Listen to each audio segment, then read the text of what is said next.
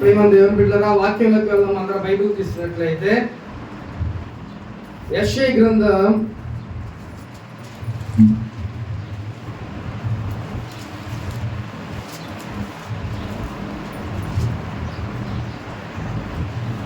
49వ అధ్యాయం.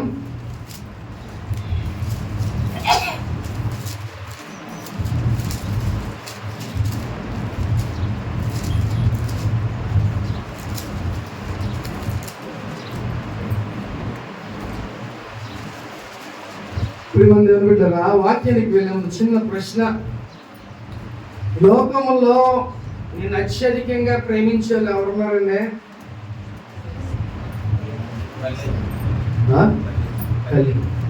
మిమ్మల్ని ఎవరు ప్రేమిస్తున్నారు? దేవుడు లేండి. దేవుడు ఎప్పుడు ప్రేమిస్తాడు మనల్ని? తల్లిదండ్రులు లేరు. ఎవరు? నీ భర్త మిమ్మల్ని ప్రేమిస్తున్నాడా? నీ భార్య నిన్ను ప్రేమిస్తుందా? నీ బిడ్డలు నిన్ను ప్రేమిస్తున్నారా? I asking that. ఈరోజు ఇప్పుడు నిన్ను ఎవరు ప్రేమిస్తున్నారు అనే ప్రశ్న మిమ్మల్ని అడుగుతున్నా. నేను అత్యధికంగా ఎవరు నిన్ను ప్రేమిస్తున్నాడని నేను అడుగుతున్నా. అసలు ప్రేమ అనేది ఉందా? నిన్ను ఎవరు ప్రేమిస్తున్నారా? మిమ్మల్ని దేవుని బిడ్డ ఒకసారి మీ మనసులో మీరు జ్ఞాపకం చేసుకోండి. యేసయ్య ప్రేమ తప్ప ఈ లోకంలో ప్రేమ అనేది లేదు. భార్య భర్త ప్రేమ కూడా స్వార్థం. ఇది మీరు ఒకవేళ డైజెస్ట్ చేసుకున్నా చేసుకోకపోయినా ఈ మాట వాస్తవం. భార్య భర్తల ప్రేమ కూడా అది ఎంతవరకు అంతవరకే. అర్థమవుతుందా? నీ కోసం నీ భర్త చచ్చిపోడు, లేకపోతే నీ భర్త కోసం నువ్వు కూడా చచ్చిపోడు. కాబట్టి నిజంగా మీరు ప్రేమించుకుంటున్నారా? ప్రేమను దేవుని బిడ్డలారా, నీ భర్త నిన్ను ప్రేమిస్తున్నాడా? నీ భార్య నిన్ను ప్రేమిస్తుందా? లేకపోతే నీ పిల్లలు నిన్ను ప్రేమిస్తున్నారా? ఇవన్నీ ఒకసారి మీరు జ్ఞాపకం ఉంచుకోవాలి. ప్రేమ దేవుని బిడ్డ అంటే ఈ లోకంలో అసలు ప్రేమ అనేది లేదు. ఓన్లీ మనల్ని ఎవడ ప్రేమిస్తున్నాడు అని అంటే ఓన్లీ ఆ దేవాతి దేవుడు యేసయ్య ఒక్కడే మనల్ని ప్రేమిస్తున్నాడు. ప్రేమ దేవుని బిడ్డ హల్లెలూయా. కాబట్టి ఈరోజు దేవుడు మనల్ని ప్రేమిస్తున్నాడు. నీ భార్య నిన్ను ప్రేమించినా ప్రేమించకపోయినా, లేకపోతే నీ భర్త నిన్ను ప్రేమించినా ప్రేమించకపోయినా, లేకపోతే నీ బంధువులు నిన్ను ప్రేమించినా ప్రేమించకపోయినా, లేకపోతే నీ ఇరుగు పొరుగు వారు నిన్ను ప్రేమించినా ప్రేమించకపోయినా, నా యేసయ్య నిన్ను ప్రేమిస్తాడు. దానికి రుజువు ఏంటయ్యానంటే ఆయన ఈ లోకానికి వచ్చి సిలువలో మరణించాడు. కేవలం నీ కోసం నా కోసం దేవుడు ఈ భూలోకానికి వచ్చి ఆయన మరణించాడు. ఇది ఇంతకన్నా రుజువు ఇంకా ఇంకోటి ఏమి లేదు. అంతగా దేవుడు నీ కోసం చచ్చిపోయి అంత ప్రేమ దేవుడికి ఉంది. ప్రేమ దేవుని బిడ్డ హల్లెలూయా. కాబట్టి ఇప్పుడు మనల్ని ఎవరు ప్రేమిస్తున్నారంట? యేసయ్య ప్రేమిస్తున్నాడు. ప్రేమ దేవుని బిడ్డ. కాబట్టి యేసయ్యని మించి ఈ లోకంలో ఎవరు కూడా మన అంతగా ప్రేమించే వాళ్ళు లేరు. కాబట్టి చూద్దాం ఒకసారి లేఖనాల ద్వారా. యెషయా గ్రంథం 49వ అధ్యాయం 15వ వచనం ఒకసారి చదువుకుందాం. స్త్రీ తన గర్భము పుట్టిన బిడ్డను కరుణింపకుండా తన చంటి పిల్లను మరుచున వారైనా మరుచుదురు గాని నేను నిన్ను మరవను. హల్లెలూయా. దీని అర్థం ఏంటంటే ఒక స్త్రీ తన బిడ్డని కన్న తర్వాత ఆ బిడ్డని కరుణింపకోకుండా ప్రేమించకుండా ఉంటుందా? ఫస్ట్ మన ప్రశ్న అది. ఉండదా? ఎందుకు ఉండదు? ప్రేమిస్తారా? ఒక స్త్రీ గర్భం ద్వారా ఒక బిడ్డని కంది, ఆ బిడ్డని ప్రేమిస్తుందా? ప్రేమిస్తుందా? ప్రేమిస్తుంది కదా. మరి ఎందుకని చెత్త కుప్పల్లో పడేస్తున్నారు?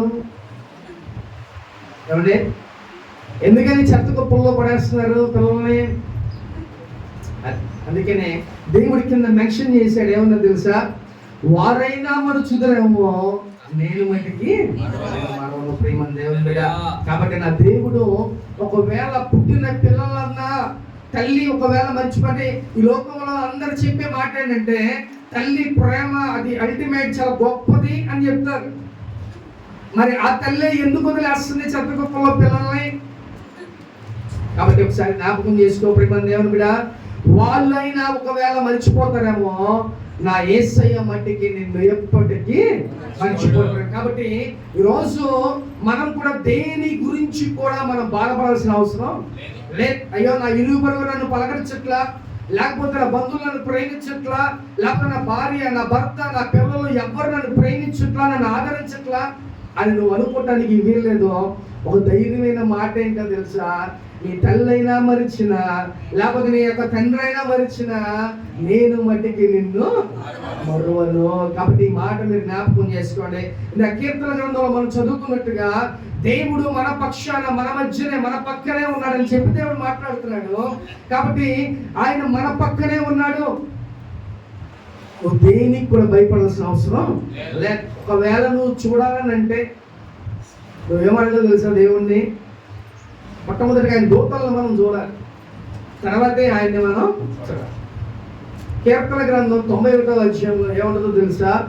నిన్ను కాపాడుటకు తన దూతలు కావలుగా ఉంటే నీకు దెబ్బ తగలకోకుండా ఏం చేస్తా అంటే నిన్ను ఎత్తి పట్టుకుంటే. లేఖనాల్లో ఈ మాట మనం చదువుకున్న మాట ఒట్టిదంటారా? అది రియల్, అది నిజం. ఎందుకు తెలుసా? దేవుడు ప్రతి ఒక్కరు ఎవరైతే బాప్తిసం తీసుకుని ఉంటారో ప్రతి ఒక్కరికి దేవుడు ఒక దూతని అసైన్ చేస్తారు, ఒక సెక్యూరిటీగా దేవుడు ఉంచుతున్నాడు. మరి నీకు కనపడతానియా, నాకు కనపడతానియా ప్రియమైన దేవుని బిడ్డ?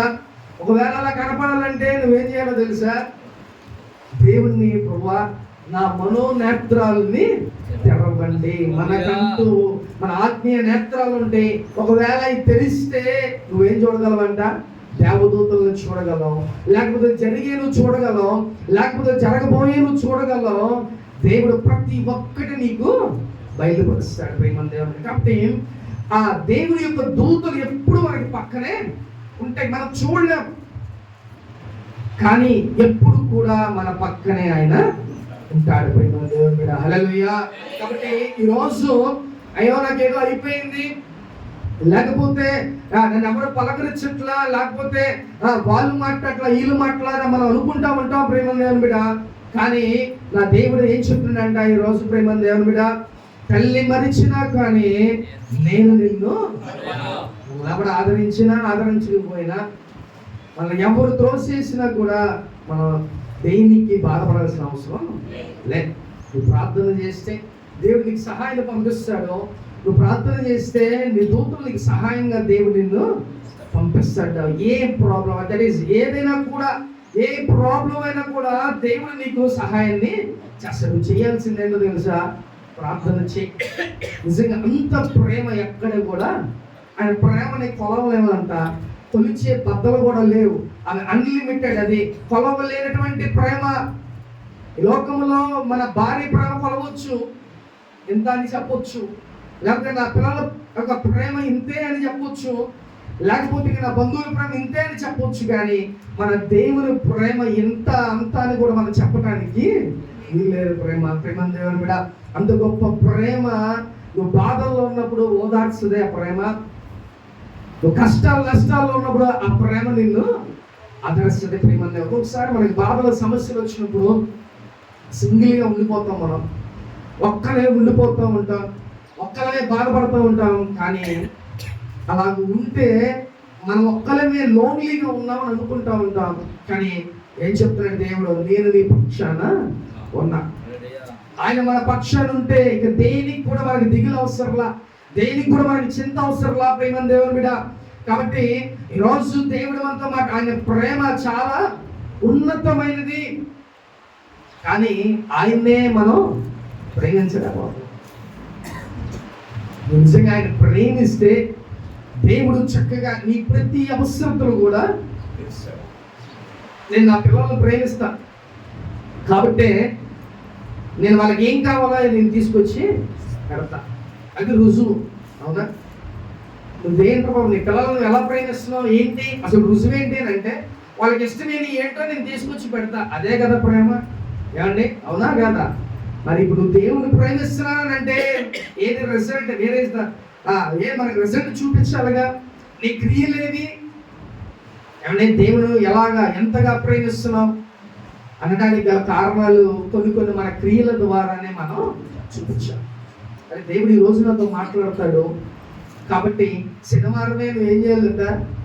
ప్రార్థన చేసుకో, ప్రభువా నాతో మాట్లాడతావు రేపు, కాబట్టి నువ్వు ప్రేయర్ ముందుగానే చేసుకొని రేపు నాతో నువ్వు మాట్లాడయ్యా అని ప్రార్థన. అంటే నీ క్రియలు ఉంటే పెద్దలకనే దేవుని సన్నిధికి వచ్చేస్తావు, దేవుని కోసం ఆరాటపడతావు, దేవుని కోసం ఏం చేస్తాడు? ఏదైనా చేయగల గొప్పగా, అంటే దేవుని కోసం ఏదైనా చేయడానికి సిద్ధపడిపోతాం.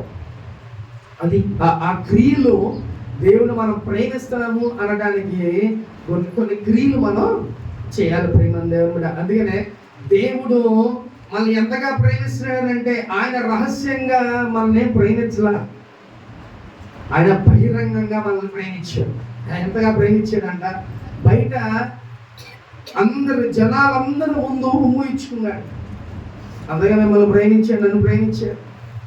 అందరి ముందు కొట్టించుకున్నాడు, అందరి ముందు ముళ్ళ కిరీటం పెట్టించుకున్నాడు, అందరి ముందు ఆయన ఒక దోషిగా పాపిగా ఆయన తలదించుకుని అలాగా ఉన్నాడు. అంటే మీ కోసం దేవుడు బహిరంగంగా శిక్ష అనుభవం. ఎందుకని? మిమ్మల్ని ప్రేమిస్తున్నాడు కాబట్టి, మనందరినీ దేవుడు ప్రేమిస్తున్నాడు కాబట్టి ఆయన ఏం చేశాడంట?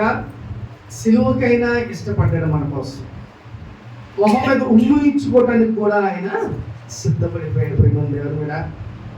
అంటే బహిరంగంగా ఓపెన్గా దేవుడు మిమ్మల్ని ప్రేమిస్తున్నానని చెప్తున్నాడు. మరి నువ్వు ఏం చెప్తావు? బహిరంగంగా చాలా మంది క్రైస్తవులు ఎలా ఉంటారంటే బైబిల్ పట్టుకు రావడానికి కూడా అదే పెద్ద నామోషిలాగా చేస్తూ ఉంటారు. అర్థమవుతుందా? చాలా మంది బైబిల్ పట్టుకొని చర్చికి వెళ్తున్నాం అనే అది కాకుండా జస్ట్ జాగ్రత్తగా వచ్చేస్తాం మామూలుగా. అంటే దేవుణ్ణి మనం ఏం చేయాలంట? బహిరంగంగా మనం ప్రేమించాలి.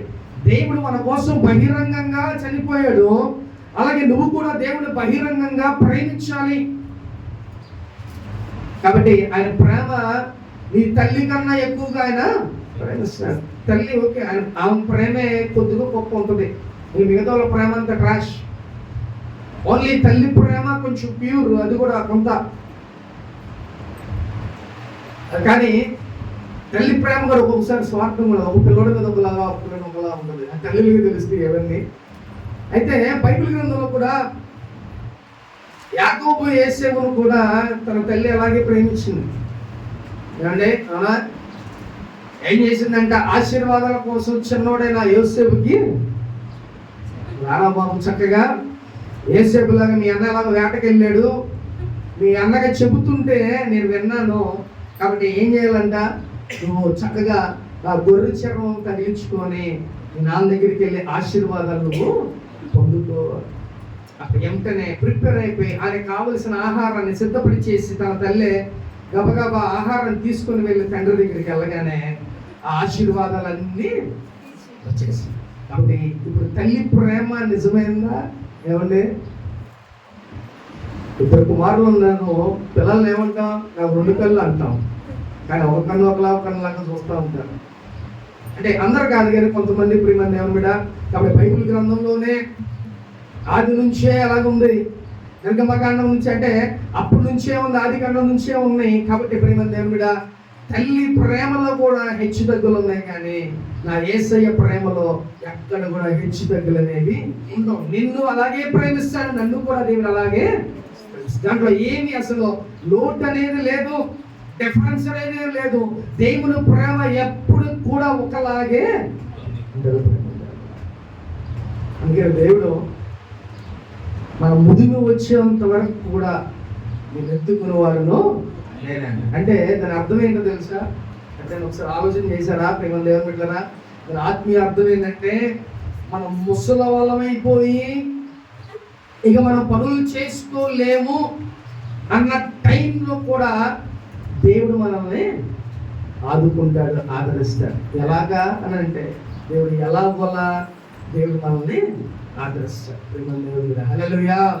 కాబట్టి బుద్ధిని వచ్చే వరకు కూడా నేను నిన్ను ఎత్తుకునేవాడిని నేనే, నేను ఆదరించేవాడిని నేనే, నేను గైడ్ చేసేవాడిని నేనే, నిన్ను కాపాడేవాడిని కూడా నేనే అని చెప్పి దేవుడు మాట్లాడతాడు. కాబట్టి మనం ఎంత ఏజ్ అయిపోయినా ఎలాగున్నా కూడా నువ్వు దేవునితో సహవాసం ఉంటే దేవుడు మనం చనిపోయేంత వరకు కూడా మనల్ని ప్రేమించే దేవుడు. ప్రేమ దేవుని మీద ఆ ప్రేమ కల్తీగా, ఆ ప్రేమ ప్యూర్గా ఉంటుంది, స్వచ్ఛమైన ప్రేమ మన యేసయ్యది.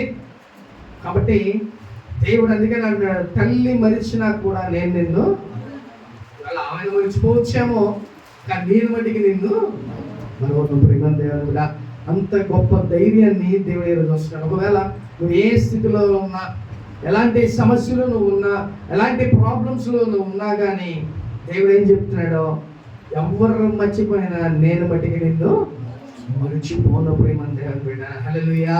అంత గొప్ప దేవుడు మన దేవుడు, అంత గొప్ప ప్రేమ మన దేవుడిది. ప్రేమ దేవుని బిడ్డ, ఆయన మనల్ని ఎంతగానో ఆయన ప్రేమిస్తున్నాడు. ప్రేమ దేవుని బిడ్డ, అందుకనే ఆ తల్లి ప్రేమ యోసేపు మీద ఎక్కువగా చూపించింది. యోసేపు మీద ఏం చూపించింది? కొద్ది ప్రేమ చూపించింది. కాబట్టి ప్రేమ దేవుని బిడ్డ, యాకోబు యోసేపు మీద చూపించిన ప్రేమ యాకోబు మీద చూపించింది. కాబట్టి తల్లి ప్రేమలో కూడా కల్తీ ఉంది, కానీ నా యేసయ్య ప్రేమలో ఎలాంటి కల్తీ కూడా లేదు. ప్రేమ దేవుని బిడ్డ, హల్లెలూయా. చూద్దాం నెక్స్ట్ వచనం కూడా, అదే 49వ అధ్యాయం 16వ వచనం చూద్దాం. చూడుము నా అరచేతుల మీదనే నిత్యం నా ఎదుట ఉన్నవి. కాబట్టి ప్రేమ దేవుని బిడ్డ, చూడుము నా అరచేతుల మీద నిన్ను చెక్కున్నాను అంటే, నీ అరచేతుల మీద చెక్కిందంటే ప్రతిదీ ఆయన, నీ అడుగు ప్రతిదీ కూడా ఆయనకి తెలుసు. నువ్వు పుట్టడం నుంచి నువ్వు చనిపోయేంత వరకు కూడా ఆయన ప్రతిదీ కూడా నీ యొక్క జీవితాన్ని ఆల్రెడీ ఆయన రాసేసి ఉంచాడు. ప్రేమ దేవుని బిడ్డ, అందుకనే ఆయన అరచేతుల్లో మనల్ని చిక్కుకున్నాడు. అంటే ఎవ్రీథింగ్, ప్రతిదీ కూడా నువ్వు అనే వ్యక్తి దేవుని చేతుల్లో నువ్వు ఉన్నావు.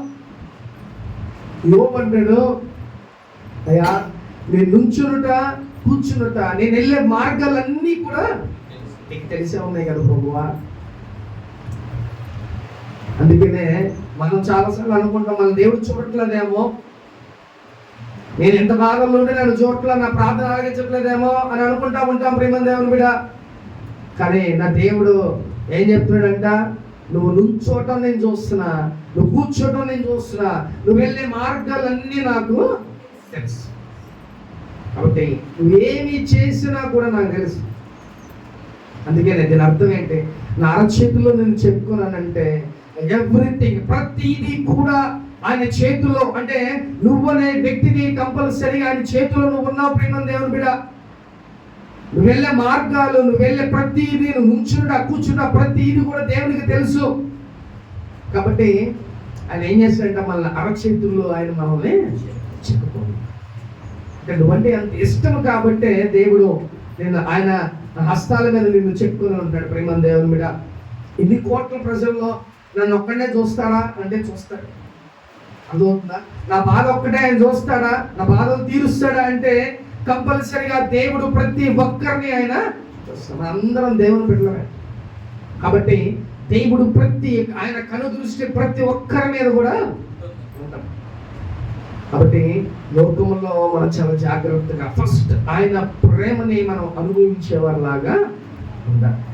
లోకంలో ఎవ్వరు మనల్ని ప్రేమించరు. ప్రేమ దేవుని మీద, ఆ ప్రేమలో కల్తీలు ఉంటాయి, ఆ ప్రేమలో స్వార్థాలు ఉంటాయి. కానీ నా యేసయ్య ప్రేమ చాలా ప్యూర్గా ఉంటుంది, స్వచ్ఛంగా ఉంటుంది. ప్రేమ దేవుని మీద, కాబట్టి యేసయ్య ప్రేమని నువ్వు అనుభవించాలి. అయ్యో నా దేవుడు నా కోసం సిలువలో మరణించాడు, నా కోసం ఆయన మొహం మీద ఉమ్ము ఇచ్చుకున్నాడు, నా కోసం ఆయన కాళ్ళతో కొట్టించుకున్నాడు. ఇవన్నీ కూడా నువ్వు ఫీల్ అవ్వాలి. ప్రేమ, నా కోసం నా యేసయ్య ఇంతగా చేశాడు. కేవలం నిన్ను నన్ను ప్రేమించబట్టే, మనం చేసిన పాపాలు బట్టే ఆయన సిలువలో మరణించాడు, రక్తం కార్చాడు. ప్రేమ దేవుని మీద, హల్లెలూయా. కాబట్టి నా దేవుని ప్రేమ ఈ లోకంలో ప్రేమ కన్నా చాలా గొప్పది. ఇప్పుడు ఒక వ్యక్తిని మనం ప్రేమిస్తున్నామంటే ఏదైనా మనం తీసుకొచ్చేస్తాం. కాబట్టి ఇప్పుడు నా యేసయ్య ఏం చేస్తాడంట, నీ కోసం నీకు ఏ అవసరం అయితే ఆ అవసరత దేవుడు తీరుస్తాడు. ఇప్పుడు నీ ఏ అవసరం ఉందో ఆ అవసరం దేవుడు నీకు తీరుస్తాడు. నీకు ఏ అనారోగ్యం ఉన్న అనారోగ్యం దేవుడు స్వస్థపరుస్తాడు. లేకపోతే ఏ ప్రాబ్లమ్స్ ఉన్న ప్రాబ్లమ్స్ అన్ని దేవుడు తెలుసా. ఎందుకో తెలుసా? దేవుడు నిన్ను ప్రేమిస్తున్నాడు. ప్రేమ దేవుడు మీద ఆయన ప్రేమిస్తే చక్కగా నీకు సమృద్ధి లోకంలో ఉంటుంది. కాబట్టి ఆయన ఏంటంట, ఆయన అరచేతుల్లో మన దేవుడు చెక్కుకున్నాడు. ప్రేమ దేవుడు బిడ్డ, హల్లెలూయా. కాబట్టి ప్రేమ దేవుడు బిడ్డ, దేవుడు ఏం చెప్తున్నాడంట, తల్లి మరిచిన నేను వాటికి నేను మరమును, మిమ్మల్ని నా అరచేతుల్లో నేను చెక్కుకొని ఉంటాను. ప్రేమ దేవుడు బిడ్డ, ఇంత గొప్ప దేవుణ్ణి మనం ఏం చేయాలంట, మాటలతో కాదు కానీ నీ చేతులతో నువ్వు ప్రేమించాలి. చాలా మంది ఏం చెప్తారు, చాలా అంటే ముందుగానే అన్నీ చెప్పేస్తాం, మాటలే కదా ఫ్రీ, ఏదైనా చెప్పచ్చు. కానీ నీ చేతల్లో యేసయ్య ప్రేమను నువ్వు చూపించాలి. ప్రేమ దేవుడు, అంతేగాని మనం మాటలు అంటే చాలా చెప్తూ ఉంటాం, అవన్నీ మనం చేసేవాళ్ళం కాదు. కానీ నువ్వు ఎప్పుడైతే దేవునికి క్రియలు, దేవునికి ఏం కావాలంట, నీ క్రియలు కావాలి. నీ క్రియలే ఆయన రేపు అక్కడ చూస్తాడు. అర్థమైందా? నువ్వు వెళ్ళేటప్పుడు ₹1 కూడా తీసుకెళ్ళాం, కానీ ఏం తీసుకుని పోతావు తెలుసా? నీ క్రియలే చేత పట్టుకుని పైకి పోతావు. ప్రేమ దేవుని బిడ్డ, ఈ లోకంలో నీ క్రియలే చాలా చాలా ఇంపార్టెంట్. కాబట్టి నీ క్రియలు ఎలా ఉంటున్నాయి ఒకసారి నువ్వు జ్ఞాపకం చేసుకో. నీ క్రియలే దేవునికి కావాలి, నీ మాటలు ఎవ్వరికి కూడా అవసరం లేదు. ఓన్లీ నీ క్రియలే దేవునికి కావాలి. ప్రేమ దేవుడు, కాబట్టి నీ క్రియలో దేవుని ప్రేమను చూపించు. అంటే ఎలాగా? ఇరుగు వారిని ప్రేమించాలి. దేవుడు ఏం చెప్తున్నాడు? ఆజ్ఞ ఏంటంట, నిన్ను వల్లే నీ పొరుగు వారిని నువ్వు ప్రేమించు. దేవుడు ఒక మాటతోనే ఆయన 3.5 సంవత్సరాలు ఆయన సేవ చేశాడు. కాబట్టి ఆయన పాపిని ప్రేమించాడు, దొంగలను ప్రేమించాడు. లేకపోతే ఎవరినైనా దేవుని ద్వేషించే ప్రతి ఒక్కరిని కూడా దేవుడు ఆయన ప్రేమించాడు. కాబట్టి ఆయన బిడ్డలుగా మనం కూడా ఏం చేయాలంట, నీ ఇరుగు పొరుగు వారిని ప్రేమించాలి. సంఘంలో నీ తోటి విశ్వాసులను ప్రేమించాలి. అర్థమవుతుందా? అదే క్రియలు, వేరే ఏం కాదు. ప్రేమ దేవుని బిడ్డ, నీ క్రియలు ఎలా ఇంటికంట, నీ పక్క వారిని, నీ తోటి విశ్వాసుల్ని, లేకపోతే నీ బంధువుల్ని ఇంకా మనం ప్రేమించాలి. మన ప్రేమ ఎలా ఉండాలి? యేసయ్య ప్రేమలాగా క్లియర్గా స్వచ్ఛంగా ఉండాలి. అంతేగాని కల్తీ ఉండకూడదు. ప్రేమ దేవుని బిడ్డ, కల్తీ ప్రేమ అనేది ఉండకూడదు. మనం దేవుడు ఏమన్నాడు, నేను పరిశుద్ధుడిని, మీరు కూడా పరిశుద్ధులుగా ఉండండి. కాబట్టి నేను ఎలా ఉంటున్నానో మీరు అలాగే ఉండమని దేవుడు మాట్లాడుతున్నాడు. కాబట్టి ఆయన ప్రేమమయుడు, ఆయన ప్రేమిస్తాడు. కాబట్టి ఆయన ప్రేమలాగా మన ప్రేమ కూడా ఉండాలి లోకంలో. ప్రేమ దేవుని బిడ్డ, హల్లెలూయా. కాబట్టి నా దేవుడు ఇప్పుడు ఈ రోజు ఏం చెప్తున్నాడంటే, మీ అందరినీ దేవుడు ప్రేమిస్తున్నాడు. ప్రేమ దేవుని బిడ్డ, కాబట్టి ఈ రోజు నేను ఎవరు ప్రేమించినా ప్రేమించకపోయినా నువ్వు దేనికి కూడా బాధపడాల్సిన అవసరం లేదు. ఎందుకంటే నా యేసయ్య నన్ను ఎంతగానో ప్రేమిస్తాడు. ఎందుకంటే ఆయన ప్రేమించబట్టే ఆ లోకాన్ని విడిచి ఈ లోకానికి వచ్చాడు, ఆయన రక్తాన్ని కార్చాడు, మన కోసం సిలువలో మరణించాడు. అంతగా యేసయ్య మనల్ని ప్రేమిస్తుంది. సో ఇప్పుడు నీ ప్రేమ ఎలాగుందో ఈ లోకంలో ఒకసారి జ్ఞాపకం చేసుకుని, ప్రేమ ఒకవేళ నిజంగా యేసయ్యని ప్రేమిస్తే నీ ఇరుగు పొరుగు వారిని ప్రేమిస్తాం. నువ్వు నిజంగా యేసయ్య ప్రేమ అది చూపించాలనంటే సంఘంలో ఒకరికొకరు ప్రేమ చూపించుకుంటారు. ప్రేమ దేవుని బిడ్డ, కాబట్టి నీ క్రియలు నువ్వు కూడా యేసయ్యని ప్రేమిస్తున్నాను అని రుజువు ఉండాలంటే నీ క్రియలు నీ ఇరుగు పొరుగు వారిని ప్రేమించేలాగా ఉండాలి. అర్థమవుతుందా? కాబట్టి యేసయ్య ప్రేమ నీలో ఉందంటే ఆ యొక్క క్రియలే దేవుడు నిన్ను చూపించుకుని రోజు అడుగుతున్నాడు. ప్రేమ దేవుడు కూడా. కాబట్టి నీ ప్రేమ ఎలాగుండాలి? కల్తీగా ఉండాలా?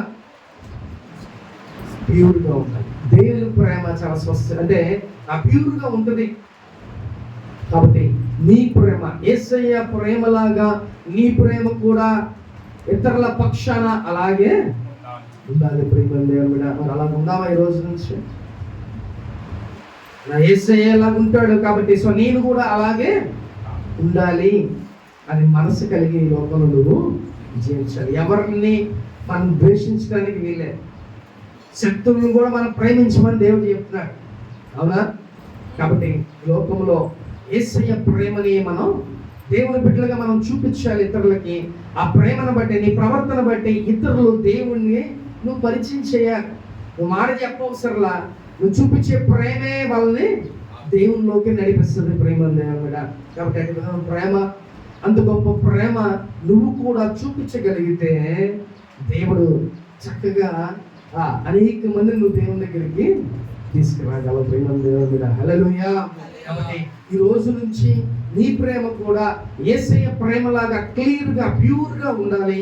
అంతేగాని దాంట్లో ఏ మచ్చలు డాగులు ఉండకూడదు, దాంట్లో ఏం కల్తీ కూడా ఉండకూడదు. కాబట్టి నువ్వు క్రియలు చూపించాలంటే ఫస్ట్ ఏం చేయాలి? ఇరుగు పొరుగులను నువ్వు ప్రేమించాలి. లేదా నీ బంధువులు ప్రేమించాలి, నీ స్నేహితులను ప్రేమించాలి. ప్రేమ దేవుడా. ఎలా ప్రేమించాలంట? చాలా స్వచ్ఛంగా క్లియర్గా మనం వాళ్ళని ప్రేమించాలి. అంతేగాని కల్తీ ప్రేమలు మనం చూపించాలి. చాలా మంది ఎలాగ ఉంటుందో తెలుసా? ఎదుట ఒక మాట చెప్తారు, వెనక ఒక మాట చెప్తారు. ఎలాంటి ప్రేమలు అండి? మనం ప్రేమిస్తున్నట్టే నటిస్తాం, కానీ వెనకాల ఒక మాట మాట్లాడు. అవన్నీ ఎవరు చూస్తారో తెలుసా? మనం అనుకుంటా ఉంటాం, ఇక్కడ మాట్లాడాం, అక్కడ వేరేది మాట్లాడితే మనం ఎవరు వినలేదు చూడలేదు అనుకుంటాం. కన్నా దేవుడు చూస్తా ఉన్నట్టు.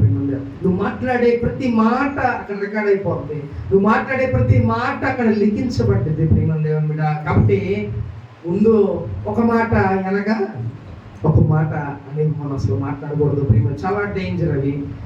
దేవుడు అవి మెచ్చే పనులు కావు. ప్రేమ దేవుని బిడ్డ. ఏదైనా ఎలా ఉండాలి? చాలా మంది ఎలా ఉంటారు? అరే మొహం మీద మాట్లాడతారు, ఎదుటి బాధపడినా ఏంటో అట్లా మాట్లాడతారు అనుకుంటారంట. కానీ అది చాలా కరెక్ట్. ప్రేమ దేవుని మీద ఏదైనా మనం మొహం మీద మాట్లాడితే క్లియర్గా ఉంటాం కదా. అది ముందు ఒక ప్రేమలా నటించి వెనక మళ్ళీ మనం ద్వేషించే వాళ్ళు అసలు మనం నమ్మకూడదు. ప్రేమ దేవుని మీద. కాబట్టి నా యేసయ్య అలాగేం చేయలే. ఆయన ప్రేమిస్తున్నానంటే ప్రేమిస్తాడు. అర్థమవుతుందా? నువ్వు తప్పు చేసినా కూడా ఆయన ప్రేమిస్తాడు, నువ్వు పాపం చేసినా ఆయన ప్రేమిస్తాడు. కాబట్టి నీ ప్రేమ అలాగే ఉండాలి. ముందు నటించి వెనక మళ్ళీ వేరేలాగా నువ్వు ఉండకూడదు. ప్రేమ దేవుని. కాబట్టి జాగ్రత్త. లోకంలో యేసయ్య ప్రేమ అందరికన్నా ఆయన ప్రేమ చాలా గొప్పది. నువ్వు కూడా అటు విధంగా ఇతరులకి నీ ప్రేమను నువ్వు చూపించే, నీలో యేసయ్య ప్రేమ ఎప్పుడైతే ఫిల్ అయి ఉంటుందో, నింపబడి ఉంటారో, అప్పుడు ఆ ప్రేమ ఇతరులకి అది చూపించగలవు. ప్రేమ దేవుని. కాబట్టి ఈరోజు యేసయ్య ప్రేమ నీ హృదయంలో నింపబడితే, యేసయ్య ప్రేమ నీలో ఉంటే ఏం చేస్తారంట? మనం కూడా అందరినీ మనం ప్రేమిస్తాం. మన ప్రేమ కూడా స్వచ్ఛంగా ఉంటుంది. లోపలికి ఒక మాట, బయటకు ఒక మాటలాగా ఉండవు లోకంలో. ప్రేమ దేవుని. అలా ఉంటే పనిష్మెంట్స్ ఉంటాయి. ప్రతిదానికి ఒక దేవుడు నీ మాట అంతా కూడా అక్కడ లెక్కేసి ఉంచుతాడు. కాబట్టి చాలా జాగ్రత్తగా మనం మాట్లాడే ప్రతి మాట కూడా చాలా జాగ్రత్తగా ప్రేమ కలిగి లోకంలో మనం మాట్లాడే. ప్రేమ దేవుని. అందుకనే ఏమన్నాడంట? తల్లి మరిచిన, తల్లి ఒకవేళ విడిచిపెట్టేసిద్దాము, కానీ నేను కానీ మిమ్మల్ని విడవను. అంత గొప్ప ప్రేమ ఈ లోకంలో ఎవరు నీకంత ప్రేమ చూపించకపోయినా నా యేసయ్య ఈరోజు నేను అంతగా ప్రేమిస్తున్నాడు. ప్రేమ దేవుని. హల్లెలూయా. ఆత్మ చెప్పుచున్నమాట చెవుడు వినును గాక. ఆమేన్. అందరూ మోకరించి ప్రార్థన చేసుకుందాం. అందరూ మోకరించాం.